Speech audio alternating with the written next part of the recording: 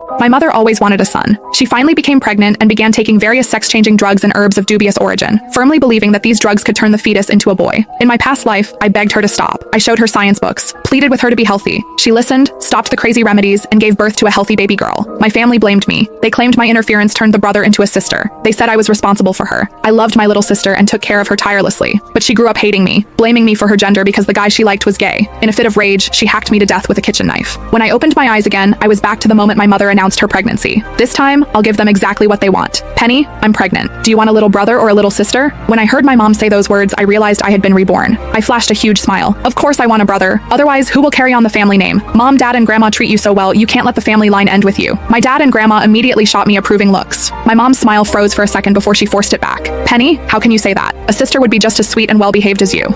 In my last life, when I honestly said I wanted a sister, she went crying to Dad and Grandma, claiming I cursed her to have a girl because I was afraid a brother would steal my inheritance. Dad beat me black and blue for that. What's good about a girl? If you don't give me a brother, who's going to have my back? When I make money, am I supposed to give it to outsiders? I said with righteous conviction. Grandma beamed, grabbing my hand. Our Penny has grown up. She finally understands. I hugged Grandma affectionately. Grandma, it's all thanks to my little brother. Just the thought of him makes me sensible. He's going to be the pillar of this family. In the past, whenever Dad and Grandma bullied Mom, she would just cry. I'd rush to defend her, only for her to turn around, play peacemaker, and join them in scolding me for being disrespectful. I took countless beatings for her. Never again. Mom's face turned pale, and she looked like she might faint. Soon enough, Grandma found some gender-swapping pills for Mom. Even though it's probably a boy, we can't leave it to chance. I spent a fortune on these pills. The seller guaranteed it'll be a boy if you finish the course. Grandma handed the bottle to Mom. Mom looked at me. I focused on mopping the floor, pretending not to see a thing. She had no choice but to take them. Grandma, I heard pregnancy makes you forgetful. Maybe you should keep the pills and give them to Mom every day. This is about my little brother. We can't risk any mistakes, I suggested. You love taking them? Eat up.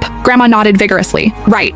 Penny is so smart. All that schooling wasn't for nothing. I gave Grandma a sweet smile. That night, while Dad was working the night shift, Mom pulled me into the master bedroom. Penny, I don't want to take those pills. Look at these news articles. They say those pills are dangerous, she whimpered, showing me her phone. So she knew. She knew they were scams, yet in my past life, she told my sister that if I hadn't stopped her, my sister would have been a boy. I treated her as my closest ally, a fellow victim of this family. I fought her battles, and she sacrificed me without hesitation. Good. Very good. I smiled slightly and raised my voice. Mom, how can you believe the media? They write nonsense all the time. I walked out of the room shouting, Grandma, come quick. Mom doesn't want to take the pills. Mom couldn't stop me in time. Grandma rushed in hearing my shout. I shoved the phone in Grandma's face. Grandma, look! Mom is reading this garbage because she doesn't want to take the pills. She doesn't want a son. Grandma was illiterate, but she squinted at the phone anyway. Mom, no. It was Penny who told me this. She's always scheming. How would I know about this stuff? Mom immediately tried to throw me under the bus. I widened my eyes innocently and pulled out my old Nokia phone, playing the recording I had just made. The recording stopped right before her accusation. Mom was speechless. For the sake of the grandson in her belly, Grandma didn't